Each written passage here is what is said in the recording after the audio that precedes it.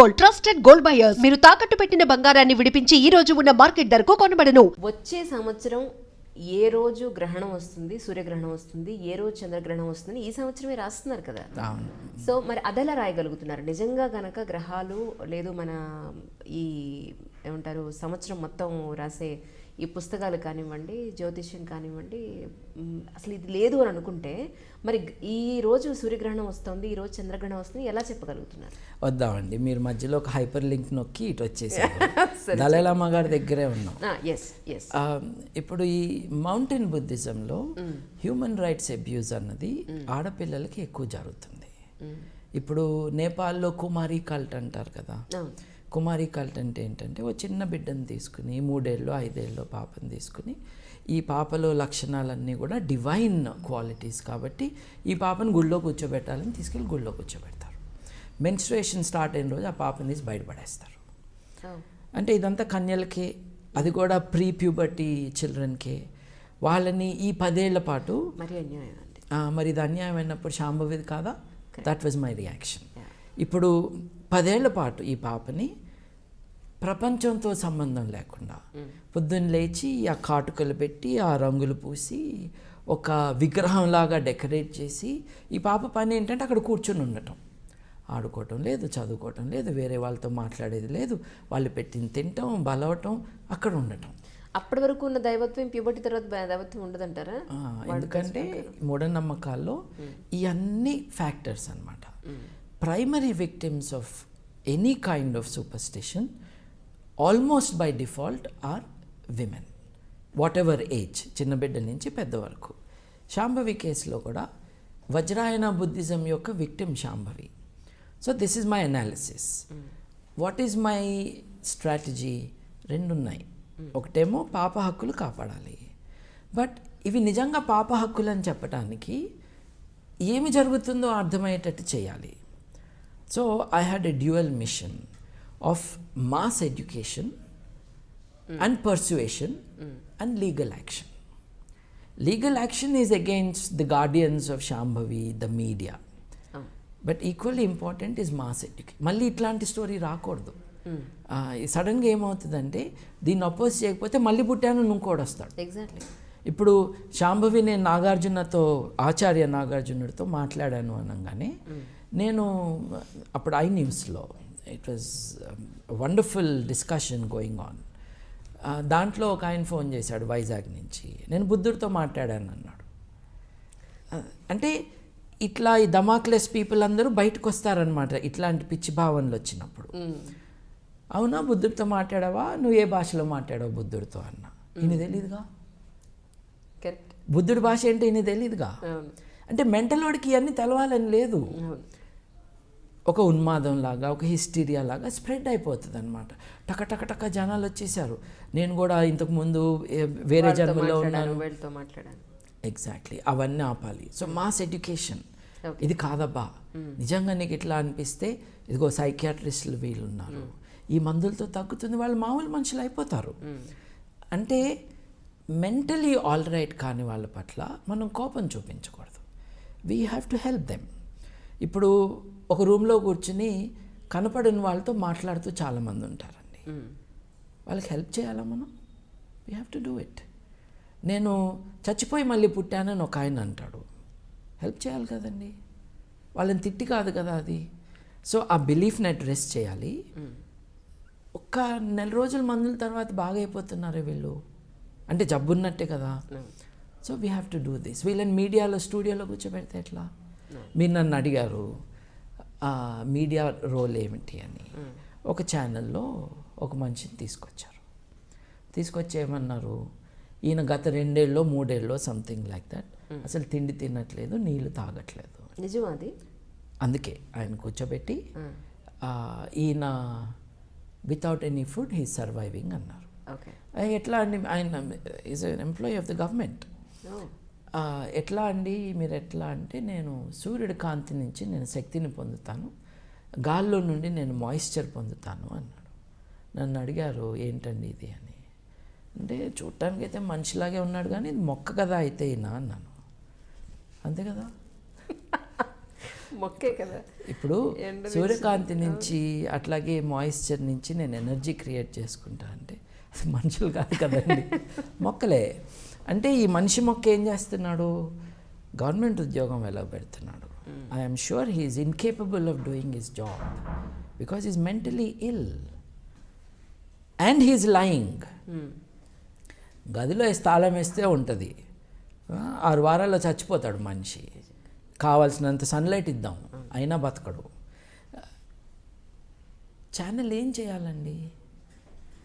నన్ను 1-2 సార్లు కొన్ని డిస్కషన్స్కి పిలిచేసి ఇదిగో ఈయనంట అంతరిక్షంలోకి వెళ్ళొచ్చాడంట, ఈయనతో మాట్లాడతావా అని.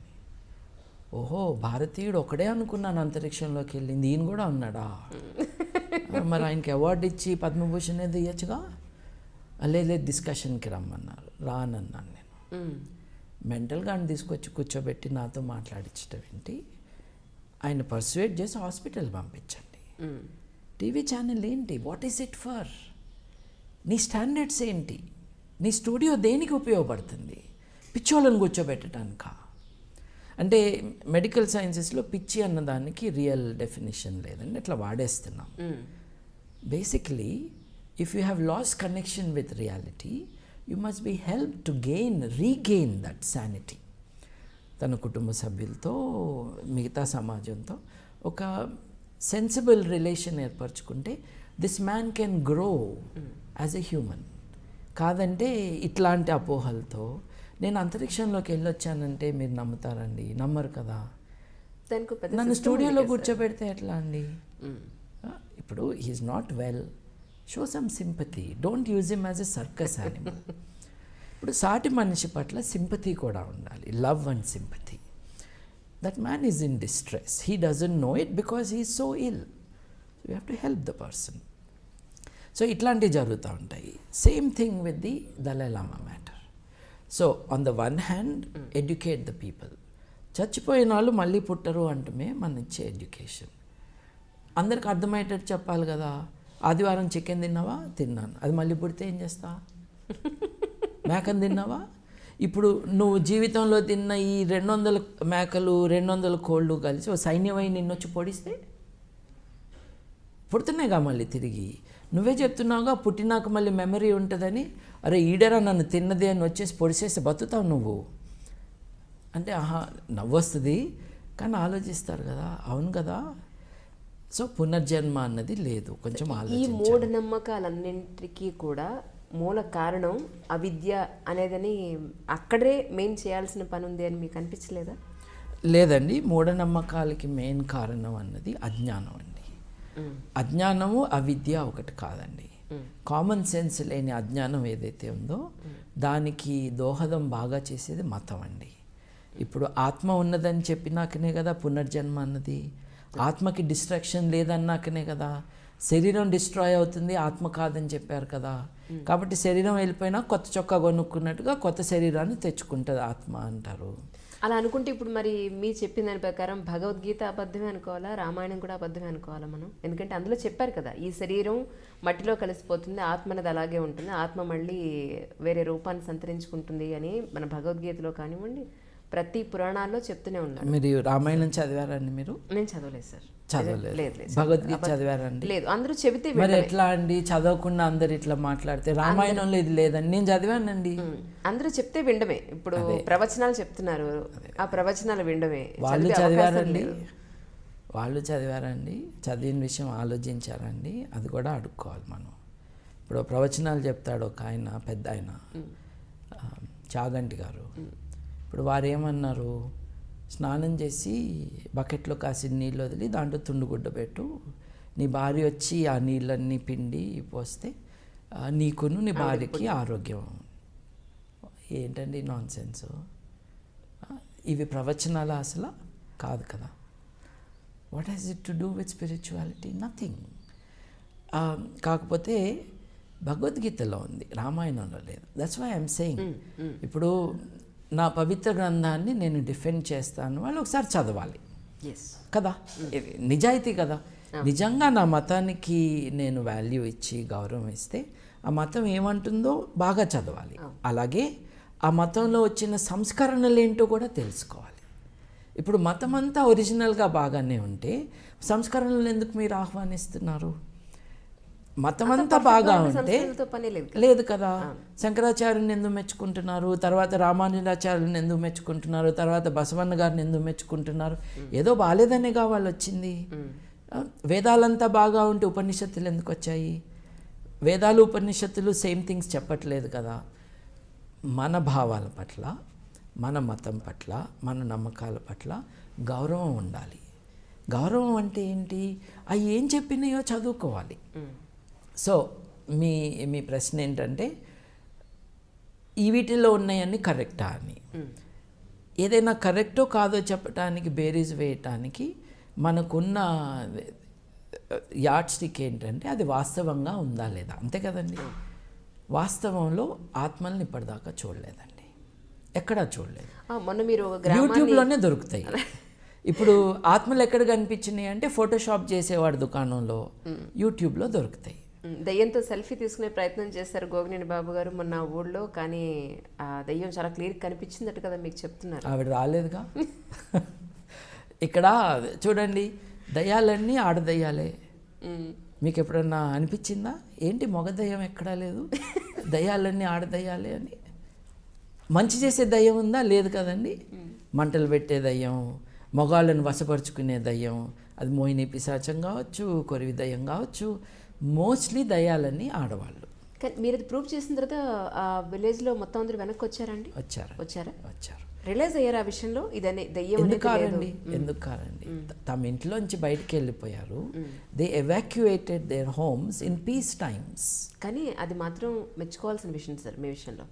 ఒక పొలిటికల్ పార్టీ చేయలేకపోయింది, ఒక అధికారంలో ఉన్నవాడు చేయలేకపోయారు, ఒక మతస్థులు చేయలేకపోయారు, మీరు మాత్రం అచీవ్ చేశారు. ఎందుకంటే దెయ్యం ఉందన్న భయానికి గ్రామం మొత్తం ఖాళీ చేసి వెళ్ళిపోతే మీ మాట మీద మీరు అక్కడ ఒక నైట్ 2 నైట్స్ అక్కడ వన్ నైట్ ఉండి దాన్ని మీరు ప్రూవ్ చేసి ప్రజలందరినీ మళ్ళీ నమ్మించి వాళ్ళ ఇళ్ళకి వెనక్కి తీసుకురావడం అంటే చాలా పేషెన్స్తో కూడుకున్న విషయం. అసలు ఎంత ఎనర్జీ కావాలి. ఇట్ ఈస్ ఆల్సో ఫన్ అండి. అండ్ నేను ఒక్కడనే కాదండి, 25 మంది యంగ్స్టర్స్ వచ్చారు, కొంతమంది ఏజ్డ్ పీపుల్ వచ్చారు, 70 ఏళ్ళు నిండిన వాళ్ళు, దాసరి విజయానంద్ గారు, అంటే పేర్లు చాలా చెప్పచ్చు నేను, కృష్ణారావు గారు, మూర్తి గారు, వీళ్ళందరూ కూడా they are not 50 or 60, they are beyond that. వాళ్ళు కూడా వచ్చారు. ఎందుకు వచ్చారు? దయాన్ని చూడటానికి వచ్చారు కాదే. ఇవన్నీ లేవు అని చెప్పి ఎవరిళ్ళకి వాళ్ళని రప్పించడానికి వచ్చారు. చూడండి, బజార్లో గోలగా ఉంది, రక్షణ కోసం ఇంట్లోకి వెళ్తామండి. మన ఇంట్లో తలుపేసుకుంటే వీఆర్ సేఫ్ అనుకుంటాం. అట్లాంటిది ఇంట్లో డేంజర్ ఉందని ఇంట్లోంచి పారిపోయిన వాళ్ళు వీళ్ళందరూ. It's a social disaster, it's a terrible situation. అంటే వీటన్నిటికీ కూడా ఇందాక నేను మీతో ఈ విషయం గురించి మాట్లాడుతున్నప్పుడు గుర్తు చేశాను. బ్యాడ్ ఎఫెక్ట్స్ తీసుకొచ్చే గ్రహం శని గ్రహం. దానికి శూద్ర కులం అంటే కులాన్ని తీసుకొచ్చారు. నిజంగా ఒక దయ్యం ఉందనుకున్నాం, ఆ దయ్యం ఆడదయ్యం, ఆడవాళ్ళ పట్ల ద్వేషం. You see the components into this belief. నువ్వు మూఢనమ్మకాలకు వ్యతిరేకమా అంటే నో, కల్చరల్ బ్యాక్వర్డ్నెస్కి వ్యతిరేకం. ఈ కల్చరల్ ఐడియాస్ అన్నిటినీ కూడా మూఢనమ్మకాల్లో you see the strongest expression of that. ఎదుర్కోవాలి కదండి.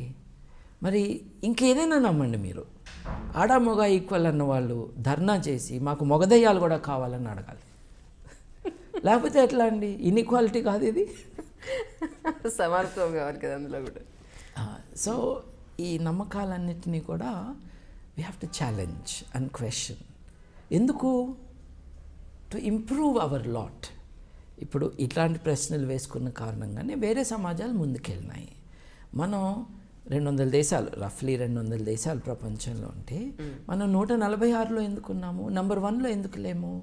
146లో ముందు వెనక చూసుకుంటే ఆఫ్ఘనిస్తాను, రువాండాను, నైజీరియాను, పాకిస్తాను, బంగ్లాదేశ్ ఉన్నాయండి మన చుట్టుపక్కల. జియోగ్రాఫికల్గానే కాదు, కల్చరల్ అచీవ్మెంట్స్లో, హక్కుల విషయంలో, మన స్టాండర్డ్ ఆఫ్ లివింగ్లో, ఈ హ్యూమన్ డెవలప్మెంట్ ఇండెక్స్లో మనం వెనుకబడి ఉన్నాం. మనం ఎంతకాలం అబద్ధాలు చెప్పుకుంటాము, మనం చాలా గొప్ప దేశము, మనల్ని కొట్టే దేశం లేదు, మనం నాలెడ్జ్ ఎకానమీ అని. ఇప్పుడు 65% of the country is literate, అంటే 35% ఈజ్ నాట్. That's true. దాని అర్థం ఏంటో తెలుసా అండి? భారతదేశానికి స్వాతంత్రం వచ్చినప్పుడు 33 కోట్ల మంది మనకి జనాభా. ఇవాళ భారతదేశంలో 33 కోట్ల మంది కంటే ఎక్కువ మంది నిరక్షరాస్యులుగా ఉన్నారు. అంటే ఈ 70 ఏళ్లలో మనం founding of the nation as a political independent entity ఎంత జనాభా ఉందో అంతకంటే ఎక్కువ మంది నిరక్షరాస్యుల్ని తయారు చేసుకున్నాము. ఎవరి ఫెయిల్యూర్ అంటారు మీ ఉద్దేశ ప్రకారం? ఇది చాచా నెహ్రూ గారి first responsibility should have been to put every one in school. ఆయన చాలా చేశారు. He defined India, he laid its foundations. కానీ ప్రతి పిల్లవాడిని స్కూల్కి పంపించాలి అన్న విషయంలో ఆయన కరెక్ట్ ఎంఫసిస్ పెట్టలేదు. ఇప్పుడు పాపులేషన్ కంట్రోల్ గురించి మాట్లాడుతూ ఉంటారు. బెస్ట్ కాంట్రాసెప్టివ్ ఈజ్ ఎడ్యుకేషన్ అని చెప్పారు. కరెక్ట్. చదువుకుంటే ఆ ఇంట్లో 10 మంది పిల్లలు పుట్టరు, 2 3 పుడతారు. It is the best contraceptive. It is the experience of the world. అది చేయలేదు, ఇది చేయలేదు. ఆయనేమో మినిస్టర్గా రాజ్కుమారి కౌల్ అండి, అమృత్ కౌల్ ఐ థింక్, ఆవిడని పెట్టుకున్నారు. ఆవిడ Catholics do not believe in birth control. దేవుడిచ్చిన పిల్లల్ని మనం వద్దంటమేంటి? ఇట్లా చేసి ఆవిడ ముందుకు తీసుకెళ్ళనివ్వలేదు. నెహ్రూ గారికి ఒక కుమార్తెని, కానీ ఆయన దీనిపైన పెట్టాల్సిన ఎంఫసిస్ పెట్టలేదు. So this has been a disaster. But మీరు చెప్పిన దాని ప్రకారం అంటే ఇందాక మనం అక్కడ మధ్యలో ఆగిపోయినట్టున్నాం. దలైలమ్మ ఆయన అక్కడే కూర్చోబెట్టాం. దలైలమ్మ గారు మళ్ళీ వెళ్ళాలి ఆయన దగ్గర. వెళ్ళాలి. అది మీరు కంక్లూడ్ చేసేస్తే నెక్స్ట్ దానికి వెళ్దాం. అంటే దలైలమ్మ దగ్గర యాక్చువల్లీ ఆయనతో మీకున్న అబ్జెక్షన్ ఏంటి? అదే ఇప్పుడు అంటే ఆయన అక్కడ కొండ మీద వదిలేసాము టిబెట్లో. ఆయన పట్ల ఉన్న ఈ బ్లైండ్ బిలీఫ్ ఎట్లా ఉండేదంటే, Tibet was a feudal nation.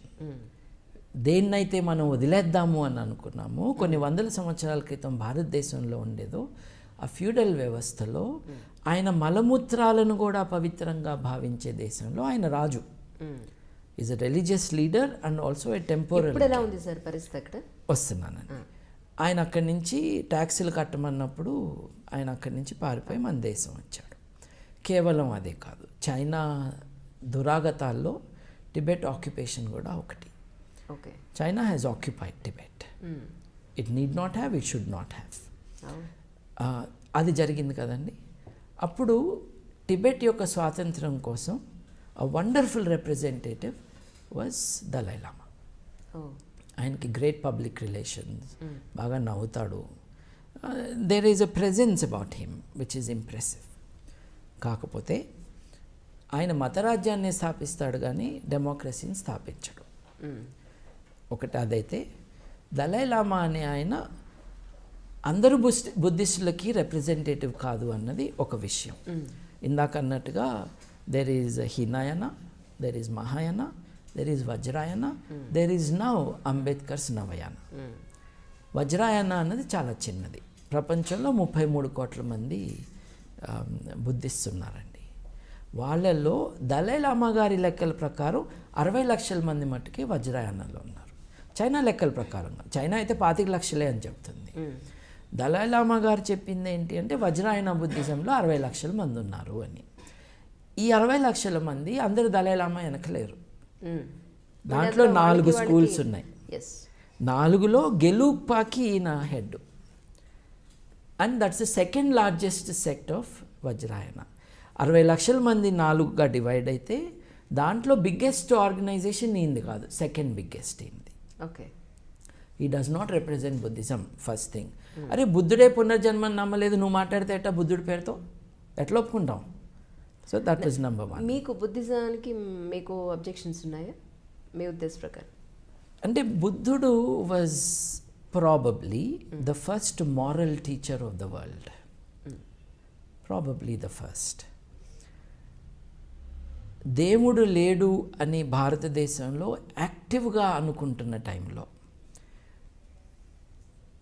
బుద్ధుడు పుట్టేటప్పటికే సాంఖ్యులు కానీ వైశేషికులు కానీ అనుసిద్ధాంతం కానీ ఇవన్నీ కూడా సాంఖ్యులు ఏం చెప్పారు, యూ కెనాట్, శూన్యం నుండి దేన్ని నువ్వు క్రియేట్ చేయలేవు అని చెప్పారు సాంఖ్యులు. ఎంత గొప్ప ఆలోచన అండి అది. ఈ విశ్వం అంతా కూడా పదార్థంతో నిర్మించబడింది, ఆ పదార్థం అన్నది అణువు అని కణాదుడు చెప్పాడు. ఆల్రెడీ ఆ భావాలు స్ప్రెడ్ అయి ఉన్నాయి. అటువంటి దాంట్లో దేవుడు అవసరం లేకుండా నైతికంగా ఎలా బతకాలో బుద్ధుడు నేర్పించాడు. దేవుడు అవసరం లేకుండా నేను శకునాలు చెప్పను, వాస్తు డైరెక్షన్స్ నేను చెప్పను అని కూడా బుద్ధుడు చెప్పాడు. చాలా గొప్పవాడండి. కుల వ్యవస్థ అప్పటికే గట్టిగా ఉన్నది. అలాంటి కుల వ్యవస్థలో ఉంటున్న సమాజంలో బుద్ధుడు ఆరామం యొక్క తలుపులు తెరిచాడు. ఎవరైనా రావచ్చు ఆరామంలోకి. నేను ఈ మతం కానీ ఈ కులం కానీ అన్న మాట లేదు. He inaugurated a new chapter in the spiritual life of humanity. అంతేకాకుండా బుద్ధుడి ఇన్స్పిరేషన్తో కొన్ని వందల సంవత్సరాల పాటు భారతదేశంలో స్వేచ్ఛ పెరిగింది. ముందు బుద్ధుడు చిన్నపిల్లల్ని తీసుకున్నాడు తన ఆరామంలో, తన కొడుకుతో సహా. బుద్ధుడి తండ్రి వచ్చి, తప్పు కదా, ఇళ్లలో పిల్లలందరినీ నువ్వు తీసుకెళ్తే ఇల్లు ఎట్లా నడుస్తాయి అని చెప్తే 14వ ఏట దాకా ఎవరూ రాకూడదు అని చెప్పాడు ఆయన. ఆలోచించలా, మనిషే కదా ఎంత గొప్పవాడైనా, ఆలోచించలా. అట్లాగే ఆడవారిని రావద్దు అన్నాడు, తర్వాత ఒప్పుకున్నాడు. He also grew. So he is an extraordinary man. పునర్జన్మను ఆయన నమ్మలేదు, ఆయన తర్వాత తీసుకొచ్చారు దాంట్లోకి. ఇన్నేళ్ళ మీరు పుట్టి ఇన్ని సంవత్సరాల్లో మీకు ఎప్పుడు అనిపించలా భగవంతుడు అనేవాడు ఉన్నాడు అని మీకు ఎప్పుడు అనిపించలేదా?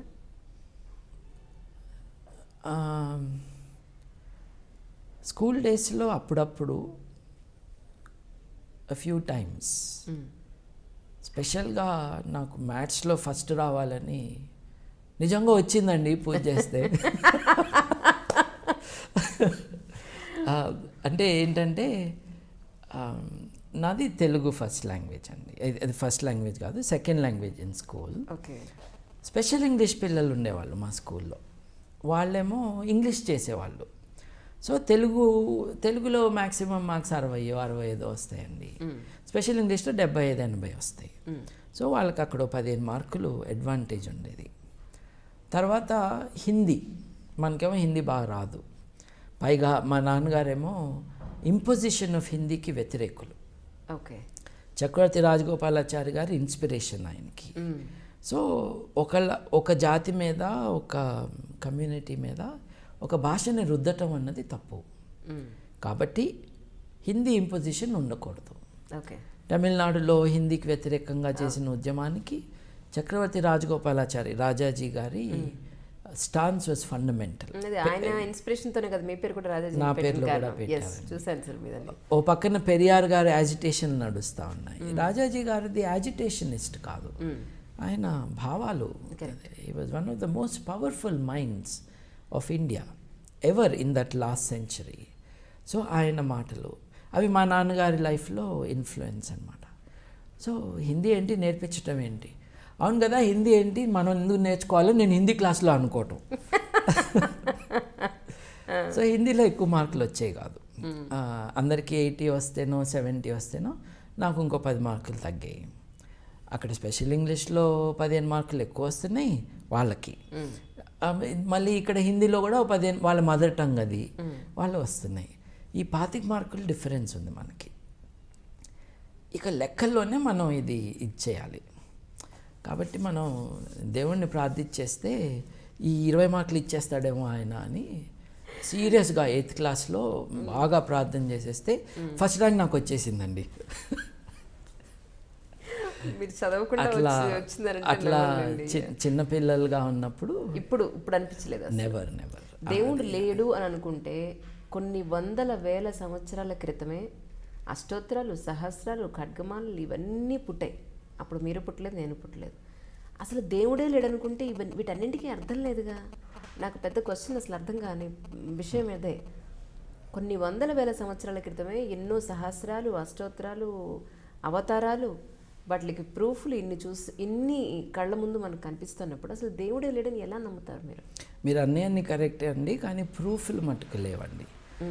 Anyway, I don't want to pick up a quarrel with you. They have value అండి. The value is in the history of religion and in literature. వాటికి లిటరరీ వాల్యూ ఉంది, ట్రూత్ వాల్యూ లేదు. ఓకే. ఇప్పుడు మనిషి యొక్క ప్రయాణంలో the pursuit of the divine has been an important journey. కేవలం ఇక్కడే కాదు కదా, ఈజిప్ట్లో జరిగింది, గ్రీసు సివిలైజేషన్లో జరిగింది, యూరోప్లో జరిగింది, విత్ ఇన్ క్రిస్టియానిటీ జరిగింది, అవుట్ సైడ్ క్రిస్టియానిటీ జరిగింది. రెడ్ ఇండియన్స్ ఎవరినైతే మనం అంటామో రెడ్ ఇండియన్స్ అని వాళ్ళ దగ్గర జరిగింది. Different levels of sophistication. Okay. Bhakti literature అవ్వచ్చు, ఫిలసాఫికల్ స్పెక్యులేషన్ అవ్వచ్చు, కానీ దానికి ట్రూత్ వాల్యూ ఉన్నది అని నేను నమ్మను. These are all attempts to pursue. Today the tool of pursuit is in the hands of science, not in poetry. ఒక గొప్ప హిస్టోరియన్ అంటారనమాట, it all starts in poetry and then goes on to become philosophy and finally it become science అని. So మీరు పాతకాలపు literature తీసుకుంటే అది poetry లెవెల్లో ఉంది. వాటిల్లో కొన్ని ఉపనిషత్తులు లాంటి వాటిల్లో it has become philosophy. But philosophy cannot lay claim to truth. When this philosophy becomes science, then you can come to the truth. Philosophy అంటే డార్క్గా ఉన్న ఒక హ్యూమన్ సిచ్యువేషన్లో అది ఎలా ఉంటుంది అన్న ఆలోచన. అది మొరాలిటీ కావచ్చు, నేచర్ ఆఫ్ రియాలిటీ కావచ్చు. And when knowledge comes, philosophy is not needed anymore. Philosophy is replaced by knowledge. మీకున్న మెంటల్ సాచురేషన్ పాయింట్కి సినిమాని చూస్తారా మీరు అసలు? ఒకప్పుడు నేను సినిమా రివ్యూస్ రాసేవాడిని అండి. అవునా? ఇప్పుడు పరిస్థితి ఏమిటో? ఇప్పుడు చాలా తక్కువ అండి. రీసెంట్గా లాస్ట్ మీ మూవీ ఏది? రీసెంట్ చూసిన మూవీ?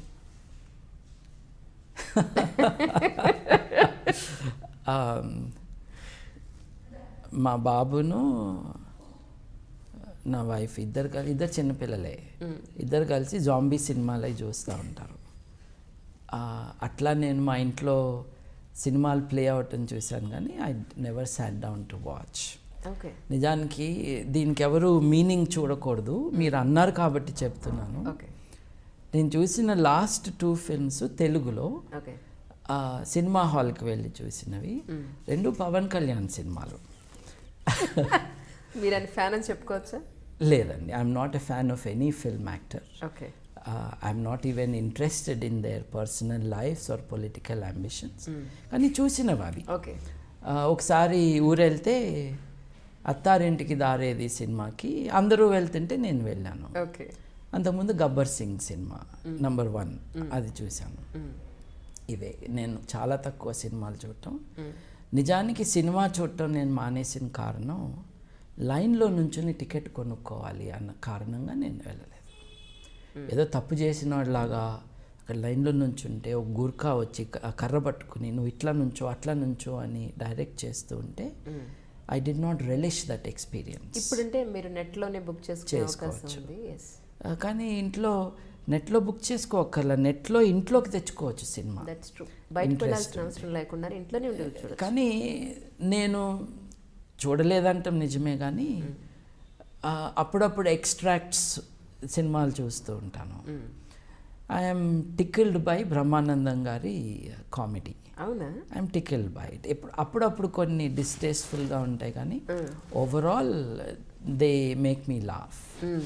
బ్రహ్మానందం గారి హ్యూమర్ ఐ ఎంజాయ్ అండి, ఆర్ హిజ్ యాక్టింగ్. అంటే స్లాప్ స్టిక్ కానీ బాడీ షేమింగ్ చేయనివి కూడా ఇంటెలిజెంట్ అండ్ ఫన్నీ డైలాగ్స్తో ఉన్నాయి, కొన్ని ఉంటాయండి. That appeals to me. But overall I'm అంటే నాకు సినిమా అది ఇంట్రెస్టే ఉంది. నేను I have been more interested in European cinema, German and French.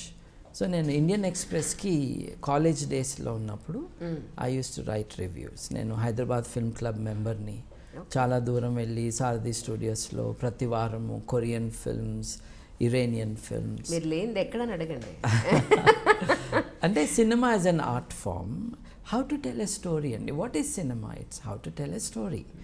అది చక్కగా ఎవరు చెప్తారు అన్నది వెతుక్కుంటూ ఉంటాం. Because story is entertaining, sometimes it is ennobling. మనం కథ విని ఆ హాల్ బయటకు వచ్చేటప్పుడు డిఫరెంట్గా బయటకు వస్తాం. సో ఆ ఎక్స్పీరియన్స్ని వెతుక్కుంటూ సినిమాని కూడా నేను దాని పట్ల అట్రాక్ట్ అయ్యి చూడటం అనేది చేసేవాడిని. తర్వాత ఒక Indian Express editor was my student, French student. అదేంటి నువ్వు రాయచ్చుగా మాకు రివ్యూస్ అని అన్నాడు. సరేలే రాస్తానని ఐ డిడ్. నీకు జర్మన్ వచ్చు కదా, జర్మన్ సినిమాలు ఎందుకు రివ్యూ చేయవు అని అన్నాడు. So Fassbinder films, Wim Wenders films, అన్ని రకాలు. When we use to organize some of these film retrospectives, ఆ సినిమాటోగ్రఫీ ఏంటి, ఆ ఫిల్మోగ్రఫీ ఏంటి, వీటన్ని మీద దృష్టి పెట్టి I would do some unprofessional but interested reviews of these things. మనకేం పెద్ద వచ్చేం కాదు, కాకపోతే భాష వచ్చు కాబట్టి better access to this filmography. అలా అనమాట. ఈ ఎక్స్పోజ్ అయినాక specially Iranian and Korean films అవి చూసినాక Indian films, specially Telugu films చాలా ఇమ్మెచ్యూర్గా ఉంటాయి. సో నేను చూడటం మానేశాను. అంటే వెళ్ళి దెబ్బలు తింటుంది దేనికి? They are very very immaturely done. ఆర్ట్లో ఉండాల్సిన సోఫిస్టికేషన్ సినిమాలో కనపట్లేదు. ఎందుకనంటే they are not looking for sophisticated audiences. ఎక్కువ మంది టికెట్లు కొనడానికి ఎవరు వస్తారు అని అనుకుని వాళ్ళు ఇది కోరుకుంటున్నారు అని వీళ్ళు ఇమాజిన్ చేసుకుని they are getting into it. I'm not part of that. So దాంట్లో నేను లేనట్టే సినిమాల్లో. That's how it is. Okay sir, అంటే ప్రస్తుతానికి దళాలమ్మ పరిస్థితి ఏంటంటారు మీ ఉద్దేశ ప్రకారం? ఆయనకి 80 ఏళ్ళు వచ్చినాయండి. ఓకే, మళ్ళీ ఎప్పుడు పుడదామా అని ఆలోచిస్తాను. దళాలమ్మ గారిది I don't wish to be unkind, ఏదో జోక్గా చెప్పాను. దళాలమ్మ గారిని ఒకసారి ఆలోచించండి. ఆయన ఈ శాంభవి తమాషా జరుగుతున్నప్పుడు వెన్ ఐ ఇన్వెస్టిగేటెడ్ 2-3 విషయాలు నా దృష్టికి వచ్చినాయి. దళైలామా వారి లిటరేచర్లోనే ఉంది ఇది, వాళ్ళ రెగ్యులర్ పబ్లికేషన్స్లో. ఒకటేమన్నాడంటే, నేను ఈసారి చైనాలో పుట్టను, ఈసారి నేను మేబీ ఇండియాలో పుడతాను. ఏంటండి ఇదన్నా టికెట్ కొనుక్కుని వెళ్ళటమా? నేను చచ్చిపోయినాక ఈసారి చైనాలో పుట్టను, నేను ఇండియాలో పుడతాను. అరుణాచల్ ప్రదేశ్లో డిస్ప్యూటెడ్ టెరిటరీ ఉంది, ఆత్మకి తెలుస్తుందా ఏది డిస్ప్యూటెడో ఏది కాదో? అదన్నాడు. ఏంటి తమాషాగా ఉంది. తర్వాత ఏమన్నాడు, మేబీ సౌత్ ఇండియా,